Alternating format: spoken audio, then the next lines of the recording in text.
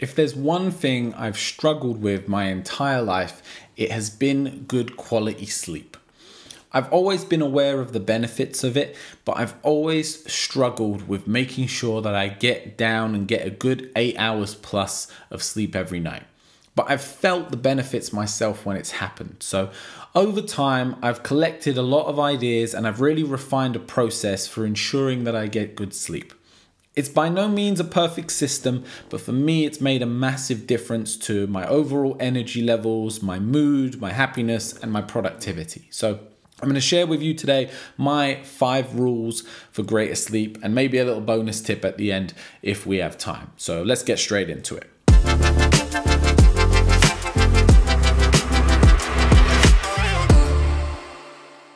Tip number 1. No caffeine 10 hours before you would like to go to sleep. Caffeine is obviously a stimulant and it messes with our circadian rhythm, which is our natural sleep pattern. It's what wakes us up in the morning when the light comes through the window. It's what helps us start to feel sleepy and tired when the lights go down at night.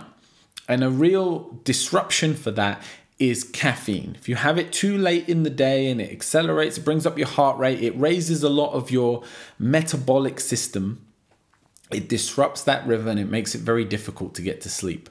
Now, the effects of caffeine are only an hour in terms of its direct impact on your energy, but the lingering effects of it can go on for a much longer time. So I try not to drink past 2 o'clock in the afternoon, and that lets me, 10 o'clock, 11 o'clock at night, I know I can start winding down for sleep if I stick to that rule. Be careful of things like green tea, because I used to really enjoy drinking green tea in the evening, but it is naturally caffeinated. Not as much as coffee, but it has got caffeine in it and it will affect you. So peppermint, chamomile, a lot of other herbal teas are naturally caffeine free, and they're what I would recommend you go for. No caffeine 10 hours before you want to sleep. Number 2, no screens 1 hour before you want to sleep. This is one that I know that everyone struggles with the utmost. I won't harp on about it too much, but the blue light that is emitted from your screen, it again disrupts our circadian rhythm by tricking us into thinking, or our brains into thinking, that it's still daytime. That blue light is what's associated with the hormones that wake us up in the morning and start stimulating us throughout the day. So before we had screens, the day would get darker and then things would get darker and our brain would start winding down. But now the world gets darker, but we still have this bright flashing light in front of our face. And yes, there are things like dark mode that you can use which remove a lot of the blue light. They make your screen more orange, and that has a significant impact. But I've found that the greatest thing you can do is get away from them in their entirety. The biggest reason is not necessarily the light, but it's the stimulating effect of the content that you're absorbing.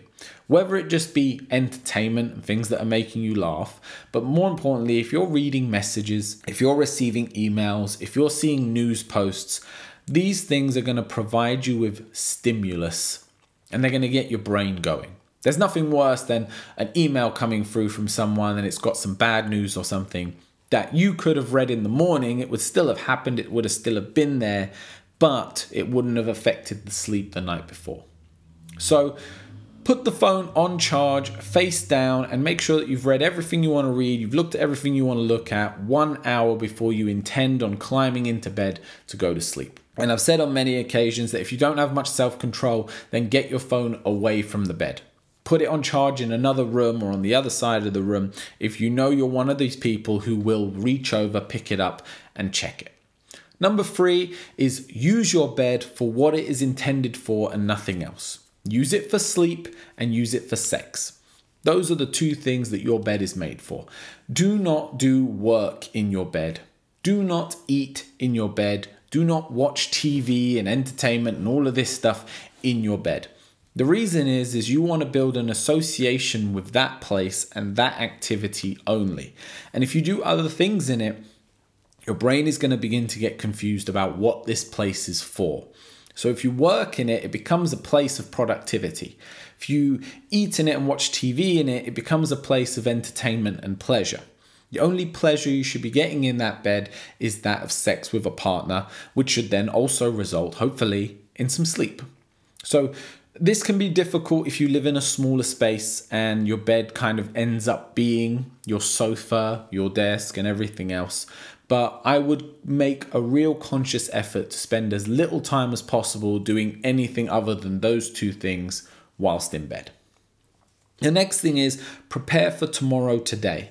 So I always think, and it certainly has helped me, to have my to-do list, to have my plan of action, and to have what I need ready the night before, rather than think about doing it all the next day when I wake up.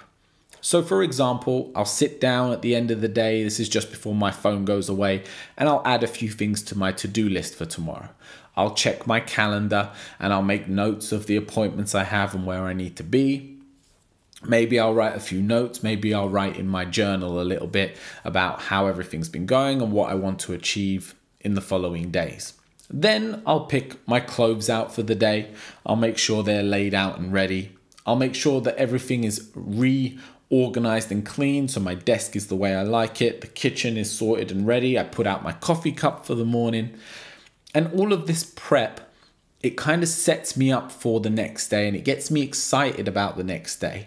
And what that does is it helps me then want to go to sleep and go to bed so that I can wake up for tomorrow. It's kind of like making it like Christmas Day. I set myself up that I'm pumped up to get to tomorrow, so I'm more likely not to hang on to today.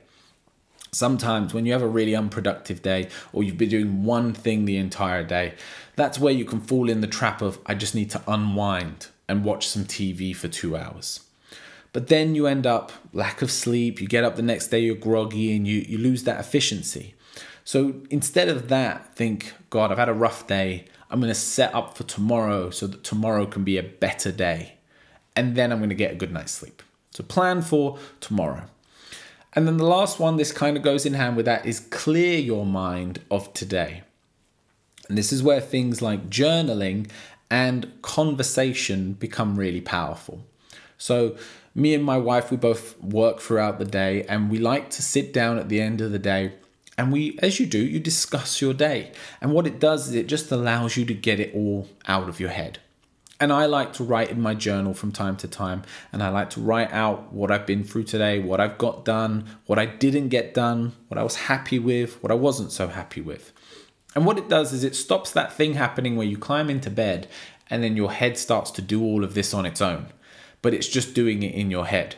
You see what I mean? It's kind of like emptying all the toy box and reorganizing it and closing it at the end of the night and putting it away. Rather than it's all out and open and you climb into bed and it's just this spiral of thoughts. You end up doing all of this stuff, planning for tomorrow and processing today whilst you're trying to wind down for sleep. And that gets you into all kinds of cycles, and before you know it, you've got out of bed because you're struggling to sleep. So guys, they're my 5 rules for greater sleep. The bonus tip is sleep naked. Your body gets to sleep better when it drops down in temperature. So if you can be a little bit cooler, your body again will naturally fall asleep a little bit faster. So sleep naked, don't have a super large duvet. If you're in a very cold country, you're actually lucky. If you're in a very hot country, then these are some good tips to help you just get down to sleep that little bit faster. And as always, take care of yourselves.